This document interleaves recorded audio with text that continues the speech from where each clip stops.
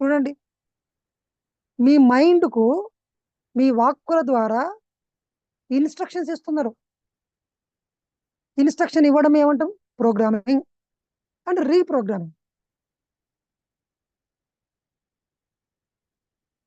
మన అమ్మ వచ్చి మనకు చెప్పింది చిన్నప్పటి నుంచి, కొన్ని మంచి మాటలు చెప్పింది, కొన్ని తెలియక నాన్న నువ్వు అక్కడికి పోకు, నీ వల్ల కాదు, రిస్క్ ఎందుకు, రిస్క్ చేయకు, కొట్లాడకు, ఎదురు తిరగకు, ఎవరైనా కొట్టినా ఇంటికి రా. సగం భయంతో కూడుకున్న అంశాలు మన తల్లిదండ్రులు మనకు నూరిపోస్తారు. వాళ్ళు ప్రేమతోనే చేసిండ్రు, కావాలని కాదు.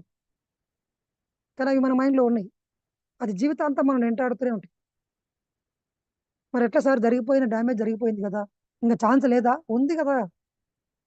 You have to reprogram. నాకు చిన్నప్పుడు, నేను గవర్నమెంట్ స్కూల్లో చదువుకున్నా. స్కూల్కి ఎక్కువ వెళ్ళడం అలవాటు లేదు నాకు. మా స్కూల్లో మా టీచర్ నాకు ఏం చెప్పిండంటే, మ్యాథమెటిక్స్ అంత పెద్ద సబ్జెక్టు, కష్టమైన సబ్జెక్టు ఏది లేదన్నాడు. నాకు ఇప్పటికీ గుర్తుంది ఆయన చెప్పిన మాటలన్నీ. నా మైండ్లో ప్రింట్ అయిపోయింది అది. డిగ్రీ ఫస్ట్ ఇయర్ వరకు నాకు తెలీదు, నిజంగానే నాకు మ్యాథ్స్ రాదేమో, నిజంగానే మ్యాథమెటిక్స్ కష్టమేమో. తర్వాత నేను ఒక పుస్తకం చదివా ధ్యానంలోకి వచ్చినాక. ఓహో, మ్యాథమెటిక్స్లో కష్టం లేదు,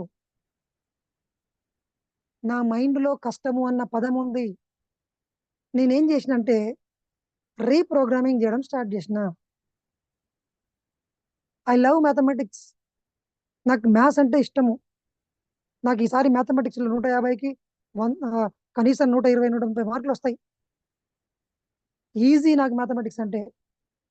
ఎప్పుడు నేను ఎక్కడున్నా నేను సినిమాలకు వెళ్ళినా, టీవీ చూస్తున్నా, లేకపోతే నడుస్తున్నా, ఇంకేం చేస్తున్నా, నేను ఏం చెప్పుకుంటూ పోయినా నా మైండ్స్కు, నా ఆలోచనలో, నా మాటలతో చెప్పుకుంటూ పోయినా, ఎవరైనా వచ్చినా కూడా మ్యాథ్స్ ఏమన్నా కష్టము అంటే మ్యాథ్స్ ఈజ్ వెరీ ఈజీ అని చెప్పేవాడిని.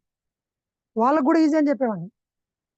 కొన్ని రోజులకి నా మైండ్ దాన్ని యాక్సెప్ట్ చేసింది. అంటే నేను రీప్రోగ్రామింగ్ చేసుకున్నాను. డిగ్రీ ఫస్ట్ ఇయర్ ఫెయిల్ అయినా నేను ఆల్రెడీ. సెకండ్ ఇయర్లో సెకండ్ ఇయర్ మ్యాథమెటిక్స్ ఉంటుంది, ఫస్ట్ ఇయర్ మ్యాథమెటిక్స్ ఉంటుంది. కాలేజీకి వెళ్ళలే, ఇంటికాడ కూర్చొని మ్యాథమెటిక్స్ నేను సొంతంగా చదువుకొని ఫస్ట్ ఇయర్లో 139, 137 మార్కులు, సెకండ్ ఇయర్లో 120 మార్కులు, 150 మార్కులు ఉండే అప్పుడు మాకు